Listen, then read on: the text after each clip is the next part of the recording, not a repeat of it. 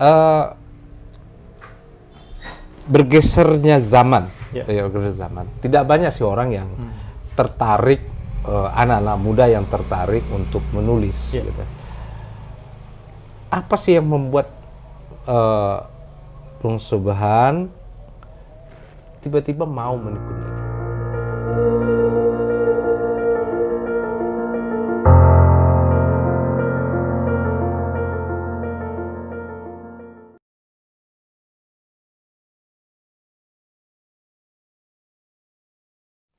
Assalamualaikum warahmatullahi wabarakatuh. Alhamdulillahirrabbilalamin. Wassalatu wassalamu ala asrafil anbiya'i wal mursalin wa ala alihi wa ashabihi rasulillahi ajma'in. Sahabat Pelantarang Mudo, hari ini kami hadir di ruang kerja seorang sastrawan Minangkabau di zaman sekarang ini, yaitu Bung Muhammad Subhan, penggiat literasi Sumatera Barat, di mana Sumatera Barat dulu pernah punya masa emas tentang para pujangga dan sastrawan. Kita sebutlah misalnya Hamka, Marah Rusli, kemudian ada Abdul Muiz, dan seterusnya. Dan masa itu juga bersurut dan kita melihat tidak lagi muncul banyak sastrawan yang muncul di ranah Minang. Ya mungkin kalau kita pernah tahu yang agak meledak karyanya itu Negeri Empat Menara kalau tidak salah, Ahmad Fuadi dari Maninjau, tapi tidak ada lagi yang menyusul setelah itu. Dan sekarang juga kita punya tokoh sastrawan Sumatera Barat itu, yaitu Bung Muhammad Subhan, dan kami hadir hari ini di tempat beliau dan kita akan mencoba untuk menggali banyak hal yang berkaitan dengan dunia literasi ini. Bung Subhan, terima kasih banyak. Kami sudah diterima di ruang kerjanya dan sebuah kebahagiaan untuk bisa bertemu pada hari ini. Mungkin kita awali pertemuan ini bahwa disampaikan tak kenal karena tak tahu karena tak kenal, tak kenal karena tak mau ta'aruf, gitu ya. Mungkin bisa diceritakan soal latar belakang, pendidikan dan seterusnya kepada sahabat Pelantarang Mudo ini. Pertama terima kasih sudah hadir di ruang kerja saya, tim kreatif Pelantarang Mudo. Sebuah apresiasi, penghormatan yang luar biasa bagi saya. Saya sebenarnya lebih senang disebut sebagai penulis dan pegiat literasi. Karena dengan bahasa sastrawan, wah itu besar sekali ya. Sementara di Sumatera Barat ini banyak kawan-kawan lain yang mereka sudah mencapai tahapan-tahapan tertentu dalam karya-karya mereka. Ya, saya baru berproses di situ. Latar belakang saya dari sebuah kampus kecil di Padang Panjang, komunikasi penyiaran Islam. Saya berada di Padang Panjang sebenarnya status dalam tanda petik mengikuti istri ya. Walaupun ketika itu saya menjadi wartawan harian Haluan. Kemudian bekerja di rumah puisi Taufik Ismail. Setelah saya tidak bekerja di rumah puisi Taufik Ismail, saya terjun total ke masyarakat. Sebenarnya ikut membantu perjuangan Pak Taufik Ismail bagaimana membawa buku sedekat mungkin ke masyarakat. Bahasa membawa buku sedekat mungkin ke masyarakat itu tentu dalam berbagai kegiatan-kegiatannya, kegiatan-kegiatan literasi. Nah, terutama yang saya tekuni adalah literasi baca tulis.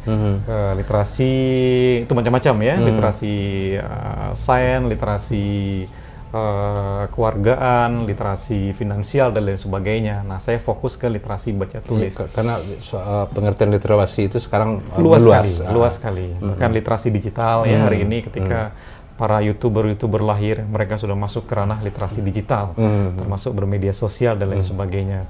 Nah, saya fokus di ranah literasi baca tulis karena saya penulis dan melahirkan beberapa buku, novel, puisi, dan saya juga aktif di pertemuan-pertemuan sastra. Baru-baru ini saya juga diundang ke Kalimantan Selatan, Banjarbaru Rainy Days Literary Festival karena puisi saya terpilih di sana. Sebelumnya juga terpilih di Festival Sastra Bengkulu dan Ubud Writer and Reader Festival di Bali, ada beberapa festival-festival sastra. Nah, saya menekuni itu ya karena saya merasa jiwa saya ada di sana.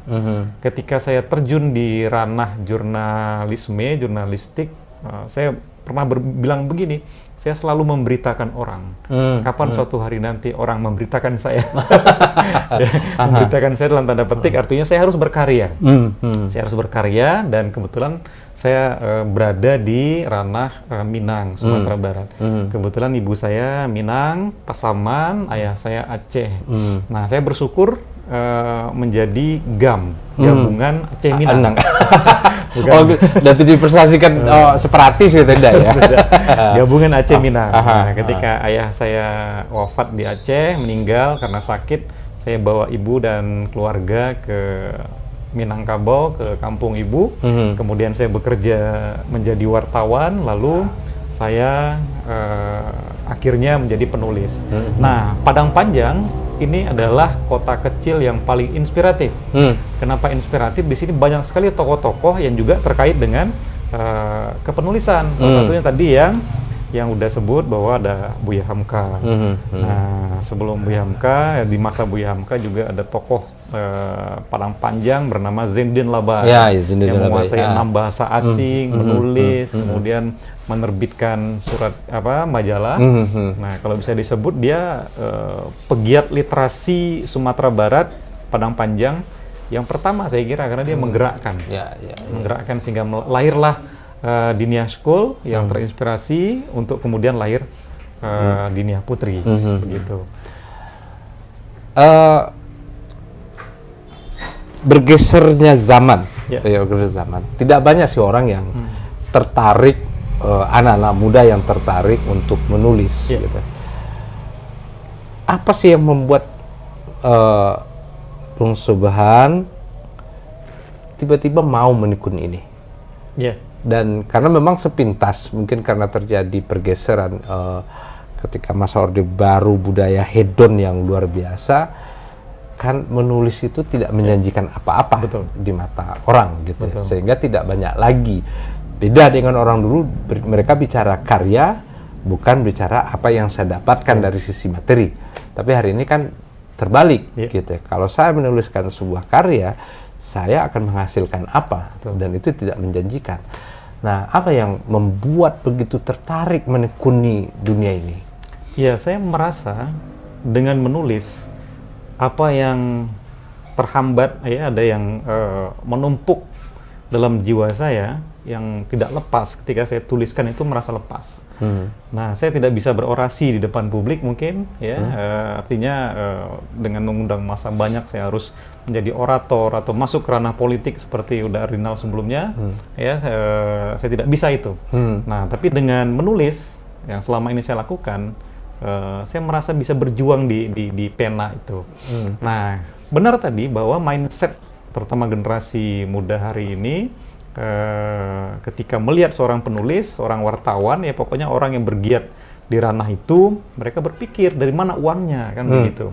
Yang mereka bayangkan kerja itu ya pergi pagi, pulang sore, pakai pakaian seragam yang bagus, ya kalau dia karyawan, ASN dan sebagainya, lalu pulang ke rumah, besok begitu lagi gitu. Nah, saya bukan tipe orang yang suka berada di titik stagnan. Titik stagnan itu ya pagi pergi, pulang sore, pagi pergi, pulang sore, tidak. Saya orangnya berjiwa petualang, gitu, petualang, mau kemana saja. Nah, maka saya melihat salah satu pekerjaan yang paling cocok untuk saya yaitu menulis. Sebelumnya saya menjadi wartawan, dan saya alhamdulillah dengan masuk ke ranah itu, saya bisa melihat dunia yang diciptakan Allah ini luas sekali gitu. Luas sekali, saya bisa kemana-mana gitu. Saya bisa melihat sebuah pulau kecil di Samudra Hindia. Di situ ada pulau di sananya Melabuh, Pulau Semelu gitu. Di tengah-tengahnya itu pusat tsunami Aceh gitu. Nah, sebelum itu juga baru-baru ini bersama Wali Kota Padang Panjang kami ke pulau-pulau di Ternate. Wah, cantik sekali pulau-pulau di sana. Artinya saya ingin menikmati apa yang ada di alam ini dengan cara saya. Gitu. Dan itu belum tentu juga bisa didapatkan oleh mereka yang memilih pekerjaan lain. Mungkin bisa saja gitu ya, bisa saja dengan cara-cara lain. Tapi saya merasa lebih enjoy dengan menjadi penulis wartawan ketika itu. Nah, banyak sih orang tertarik ya, tiba-tiba punya semangat, mungkin punya bekal sedikit lah dengan kemampuan untuk menulis, tapi gagal untuk sampai melahirkan sebuah karya. Dan kadang-kadang kan melihat, Bung Subhan berhasil, lalu dia berpikir seperti apa. Jadi kan sering begini, yang terjadi itu orang berbicara hasil, tapi tidak melihat proses. Betul. Nah gitu. Proses apa yang dilalui, suka dukanya, dan bagaimana Bung Subhan melewati itu sehingga sampai berhasil gitu ya, sampai ke puncaknya gitu. Itu apa? Bicara berhasil tentu sangat relatif sekali ya, udah. Relatif sekali. Jadi saya baru merasakan dunia menulis ini betul-betul menyatu dalam jiwa saya ketika sudah melewati badai tahun-tahun yang sebelumnya. Ya lebih kurang saya melewati itu 10 tahun lah. 10 tahun. Nah, dari nol, betul, dari tidak mengerti dunia jurnalistik, tidak mengerti menulis cerpen, puisi, novel. Nah, dia itu 10 tahun itu. Melihat kawan-kawan menulis kok bisa terbit di media, bisa menjadi buku, bisa berbicara di forum-forum macam-macam. Saya hanya melihat ketika itu. Tapi proses melihat itu tidak sekedar melihat. Saya juga belajar dari mereka. Gitu. Kenapa bisa begitu, begini, segala macam. Ya akhirnya dari proses belajar itu saya menemukan, akhirnya saya punya gaya sendiri. Nah, kalau sebelumnya mungkin kita epigon, ikut penulis-penulis lain. Tapi ketika kita sudah bertungkus lumus di bidang kita menemukan gaya sendiri, dan disitulah kita merasa puas, ini jalan kita. Dan ketika itu jalan kita, ya dua saja yang perlu kita persiapkan. Pertama, kesabaran. Yang kedua, rasa syukur. Jadi sabar dan syukur. Nah, sabar dalam arti kita menjalani proses ini karena secara finansial menjadi penulis itu belum tentu seperti kita menjual barang, ada barangnya langsung terima uangnya, tidak seperti itu. Tapi ada proses yang panjang. Nah, syukur ya di saat proses sabar ini, apapun yang ada ya kita syukuri saja. Termasuk kehadiran tim Palantarang Mudo ya, sebuah syukur yang harus patut kita panjatkan ke Tuhan. Apa yang membuat Bung Subhan itu bisa bersabar melewati proses 10 tahun itu? Dan itu kan tidak mudah. Itu kan banyak tekanan gitu ya, banyak tekanan ya, antara idealisme dan realitas itu kan selalu bertolak belakang. Tekanan realitas itu akan jauh menekan kita gitu ya. Apa yang bisa membuat Bung Subhan bertahan, bisa melewati masa sulit 10 tahun itu, sehingga terpupuk optimis itu di dalam diri gitu kan? Itu yang banyak orang tidak punya gitu. Ya, betul. Nah, mungkin salah satu faktornya dukungan keluarga ya, dukungan keluarga, ibu, istri, anak. Mereka paham saya duduk di meja kerja saya nulis, ya mereka tidak akan mengganggu saya. Alhamdulillah juga istri diberi jalan menjadi guru, ya, pegawai negeri sipil, sekurang-kurangnya untuk dia cukup gitu. Walaupun ya pas-pasan gitu. Nah, tapi begitu tadi, rasa sabar ini ternyata ketika berbicara soal rezeki itu memang benar-benar pintu tidak jelas gitu. Artinya selama kita mau berusaha, jalan itu akan selalu ada. Saya merasakan itu. Dan alhamdulillah sampai hari ini saya membuka kelas-kelas, dan itu kelas-kelas menulis yang saya dampingi itu free, gratis. Saya tidak memungut serupiah pun, dalam rangka itu tadi saya ingin memberikan apa yang ada pada diri saya.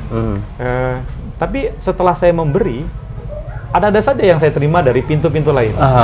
Terbuka pintu-pintu lain terbuka. Entah saya diundang ke sekolahnya siswa saya itu misalnya, atau ada guru yang menjadi peserta saya, dia juga mengundang saya untuk membantu penerbitan majalah atau penerbitan bukunya gitu kan. Saya tunjukkan jalannya. Ya banyak berbagai macam jalan itu terbuka. Tapi walaupun demikian, pada titik-titik tertentu kita memang menghadapi masa-masa apa ya, kalau di pesawat kan ada ruang hampanya. Dan itu ya di situ tadilah fungsi sabar tadi itu. Nah, kalau tidak sabar, saya kira pekerjaan apapun tidak akan pernah bertahan lama, tidak hanya menulis, ya, pedagang kalau tidak sabar dia akan mencari pekerjaan lain, ASN pun tidak sabar dia akan memilih mundur. Nah, penulis saya kira punya posisi yang sama di situ. Sebelum kita beranjak untuk bicara yang lain berkaitan dengan dunia menulis ini, bekal apa yang harus dimiliki ya selain dari sabar dan tekun itu? Kemudian karena mungkin ini juga menjadi inspirasi mungkin bagi kawan-kawan kita yang punya semangat menulis, bekal apa yang harus mereka miliki sehingga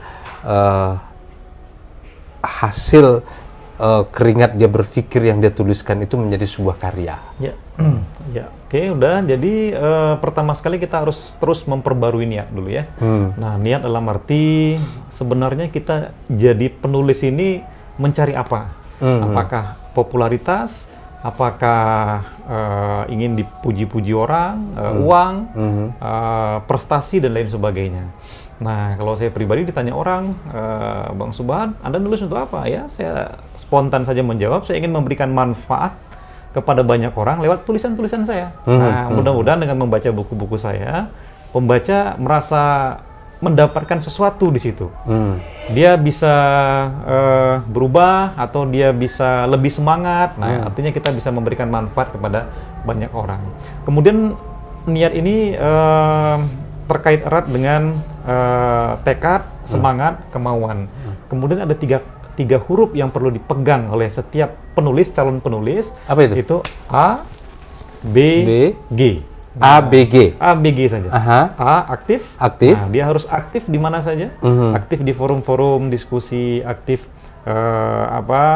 bertemu siapa saja, aktif ya dalam pokoknya kegiatan apa saja dia aktif. Dia hadir di situ. Kenapa harus hadir ya? Dengan kehadirannya itu dia bisa melihat bagaimana bermacam-macam karakter orang, pesan-pesan apa yang didapat di situ yang bisa dia bawa ke dalam tulisan-tulisannya.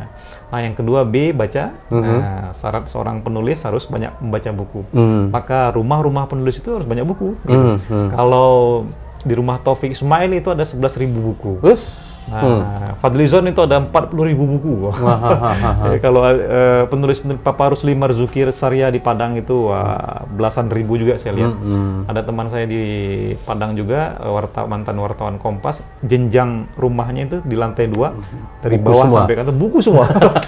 Nah, jadi syarat membaca ini penting. Ini semakin banyak membaca ya kepala kita penuh. Ya, apa yang kita baca itu itulah yang akan kita tuangkan kembali tentu dengan bahasa kita. Nah, G, gaul. Nah, gaul, kita bergaullah dengan siapa saja, tidak usah membeda-bedakan selama dia baik, positif. Dari pergaulan itulah kita menemukan peluang-peluang gitu. Nah, saya ketika jadi wartawan, saya aktif bergaul, akhirnya ketemu dengan sastrawan Sumatera Barat yang mengindonesia Pak Taufik Ismail, kemudian saya diajaknya untuk membantu rumah puisi beliau, kemudian dari rumah puisi itu juga banyak sekali tamu-tamu yang datang, saya bergaul juga di sana, sehingga dunia ini yang semulanya sempit, akhirnya rupanya besar sekali. Apalagi ketika kita terjun ke ranah menulis karya yang sebenarnya gitu. Nah, kita bergeser dari ini. Kita melihat bahwa amat sedikit yang muncul ke permukaan. Menurut Mas Subhan, Bung Subhan, persoalannya di mana? Memang Sumatera Barat, Ranah Minang dulu kaya dengan tokoh-tokoh sastrawan mereka. Ya, seperti beberapa nama yang udah sebut tadi ya, Hamka, sampai generasi A. Nafis, ya, Darman Munir, Wisran Hadi, almarhum, dan banyak tokoh-tokoh lain. Dan generasi-generasi hari ini yang juga mereka besar namanya seperti Gustave Sakai yang sudah menasional, Yud Fitra, Andri Sandra, dan itu banyak sekali juga muda-muda, tapi kecenderungan mereka memang berkarya keluar Sumatera Barat. Artinya mereka menembus media-media nasional, event-event nasional. Nah, untuk Sumatera Barat sendiri, saya melihat bukan tidak ada, tapi mungkin belum sepenuhnya muncul ke permukaan. Mereka berkarya, ada, tapi dengan skala yang lebih kecil, begitu. Nah, saya melihat gerakan-gerakan komunitas-komunitas kita bagus sekali. Banyak komunitas-komunitas di Padang, komunitas-komunitas Payakumbuh, Bukit Tinggi, dan itu isinya penulis semua sebenarnya. Kalau Ahmad Fuadi tadi dari Meninjau, Negeri 5 Menara, dia kebetulan orang Meninjau, tapi bersekolah di Gontor, kemudian dia menjadi wartawan Tempo, lalu setelah itu dia fokus nulis novel, dan ya kita butuh orang-orang seperti itu yang akan kembali membangkitkan posisi Ranah Minang sebagai gudangnya otak, gudang pemikiran, gudang sastra, dan itu harus ada selamanya gitu. Dan ya artinya gini, dulu ada keberimbangan lah pusat pikiran itu ya. Salah satu Sumatera Barat itu melahirkan pikiran-pikiran cerdas. Sekarang kan pikiran itu kan ada di Jakarta, ada di Jakarta, sehingga kan kita hari ini menerima apa yang ada di Jakarta, dan kemudian tidak ada. Kalau kita bawa ke teori tesis, antitesis, dan sintesis gitu ya, itu kan sepertinya kita kehilangan gairah lah kalau di Sumatera Barat ini. Nah, saya ingin lihat di kacamata Bung Subhan, ada apa dengan kita Sumatera Barat? Kalau tadi dikatakan ada komunitas begitu ya. Dan saya kalau misalnya dulu saya sering juga ngikutin baca Anida itu gitu kan, Helvitiana Rosa itu. Itu kan keren itu gerakan yang dia bangun gitu. Tapi kita tetap juga menduplikasi apa sih yang dilakukan dia gitu. Tidak muncul yang sebetulnya ini loh warnanya Sumatera Barat gitu. Apakah ini tidak didukung oleh kebijakan politik atau memang orang Sumatera Barat ini yang sudah tidak lagi minat karena memang dia tidak lagi berdialektika dengan alam. Kalau dulu mungkin orang berdialektika dengan alam gitu ya, karena alam itu mengajarkan banyak hal bagi kita karena alam tak kambang jadi guru gitu ya. Atau di mana ini masalahnya gitu? Ya, kenapa terjadi sentralisasi tadi itu? Ya itulah perubahan saya kira udah ya. Kalau dulu pembacaan saya, penerbit itu Sumatera Barat menguasai. Selain Medan gitu ya. Sumatera Barat, Padang, Payakumbuh, banyak sekali penerbit-penerbit. Bahkan Konon Pram pun pernah Pramudia pun pernah menerbitkan bukunya di Padang Panjang ketika itu. Ada percetakan Saadiah di Padang. Tapi penerbit-penerbit itu habis sama sekali. Yang baru-baru ya tinggal 1-2 di Padang, dan itu pun baru. Penerbit-penerbit kita ya mungkin karena perubahan generasi tadi ya, lalu penerbitan itu beralih ke Jawa, semuanya ke Jawa. Dan itu juga terkait dengan kebijakan pajak, harga kertas ya melambung, sehingga untuk basis literasi penerbitannya itu dikuasai oleh Jogja, dikuasai oleh Surabaya, Bandung, Jakarta, begitu. Nah, Padang Panjang sendiri dulu juga ada majalah gitu, yang digerakkan oleh Zainuddin Labai. Gitu. Sekarang majalah kita itu pun sejak ada media sosial juga sudah koran-koran juga mulai bergeser gitu kan. Nah, kemudian juga ada faktor apresiasi saya kira penting. Nah, karakter orang Minang dalam tanda petik itu cenderung kurang memberikan apresiasi kepada tokoh-tokoh yang muncul, sehingga berlakulah perantau-perantau mereka lebih senang merantau karena tidak mendapatkan apresiasi di daerah sendiri. Nah, perantau-perantau banyak di luar begitu. Nah, ini kenapa terjadi ya? Mungkin saja ya karakter kita ingin tetap setara gitu. Setara dalam arti positif ya.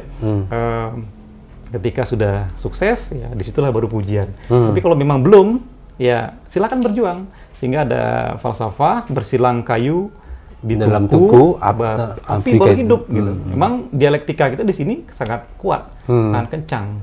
Kalau dulu di koran saya ingat tahun-tahun 2011 ke bawah, itu koran-koran kita ramai dengan perdebatan-perdebatan. Tapi sekarang hilang gitu. Tokoh-tokoh kita dulu mereka berdebat tuh di koran. Kalau sekarang ada yang kritis sedikit di penjara gitu. Dilaporkan. Dan juga melihat bahwa apa namanya kita Sumatera Barat atau Minangkabau gitu ya, tidak hanya hidup dari soal menulis sastra, tapi di politik juga begitu sangat dinamis gitu ya. Tapi hari ini kita memang agak jauh tertinggal lah kalau dibandingkan. Karena memang juga data BPS itu 2 tahun yang lalu atau gimana kita baca bahwa sebenarnya pembangunan pemuda di Sumatera Barat ini nomor 3 terburuk loh di Sumatera. Jadi memang banyak persoalan lah kalau kita lihat di situ ya. Mungkin terakhir ini, Mas Subhan, apa pesan-pesannya untuk penulis awal yang punya semangat, yang kemudian terbentur berhenti, supaya hidup kembali itu semangat itu gitu. Iya, saya mengamati di banyak event-event nasional, ternyata itu masih didominasi oleh penulis-penulis kita. Nah, setiap ada event, saya selalu mengecek, selalu melihat, ada nggak penulis dari Sumatera Barat? Ternyata ada. Di setiap event saya cek 1, 2, bahkan kadang-kadang lebih dominan penulis Sumatera Barat. Nah, artinya harapan itu masih ada. Harapan itu masih ada bahwa dari Sumatera Barat ini akan terus muncul karya-karya. Nah, harapannya ke depan ya saya berharap kawan-kawan yang menekuni dunia tulis-menulis ini teruslah bangun komunitas-komunitas, karena dari basis komunitas-komunitas itu akan berkembang pergolakan pemikiran, karya-karya terus didukung, dan tentu kita harap kepada pemerintah, ya potensi-potensi yang ada di masyarakat, penulis-penulis muda ini dirangkul, karyanya dipublikasikan, bukunya dibeli, dan dipromosikan. Dan inilah yang saya amati pemerintah kurang melakukan di bagian itu. Jadi setelah ada penulis Sumatera Barat melahirkan karya, ya udah begitu saja. Makanya di poin tadi saya sebutkan, kita kurang memberikan apresiasi kepada potensi-potensi kita, sehingga mereka lebih senang keluar Sumatera Barat, berkarya ke Jawa, berkarya di mana-mana. Karena itu lebih menjanjikan gitu ya. Karena itu lebih menjanjikan, dan secara finansial mereka pun lebih besar mendapatkan di sana. Ya kalau memang harus demikian, saya kira memang ada yang salah dalam tanda petik dinamika Sumatera Barat hari ini gitu, pemikirannya. Bung Subhan, karena juga ini azan maghrib, ya karena terima kasih. Kami mengucapkan terima kasih banyak. Sama-sama, banyak hal yang dapat di ini karena saya sebetulnya belum puas, dan kami mungkin akan meminta waktunya juga untuk diganggu, untuk gak diganggu, untuk terus menggali ilmu dari Bung Subhan. Tapi sebelumnya kita juga kepingin tahu judul karya-karyanya yang sudah diterbitkan dan dibaca. Untuk buku saya melahirkan novel pertama kali tahun 2011, Rinai Kabut Singgalang. Novel inilah yang menyebabkan sedikit nama saya mulai diperbincangkan di Sumatera Barat dan di kota-kota lainnya. Kemudian 2015 saya menerbitkan novel Rumah di Tengah Sawah. Nah, novel Rumah di Tengah Sawah inilah yang menjadi sayap membawa saya ke Ubud Writer di Bali. Novel itu terpilih di antara 913 karya, di antara karya-karya lainnya se-Indonesia. Kemudian saya punya lanjutan novel itu, Rumah Masa Kecil. Lalu ada kumpulan puisi sajak-sajak dibuang sayang, ada kumpulan cerpen Bensin di Kepala Bapak, dan puluhan buku bersama. Nah, puluhan buku bersama artinya antologi yang ditulis dengan banyak penulis di Indonesia. Sedikit karya saya dibanding karya-karya kawan-kawan penulis lainnya. Sangat merendah sekali nih. Sedikit.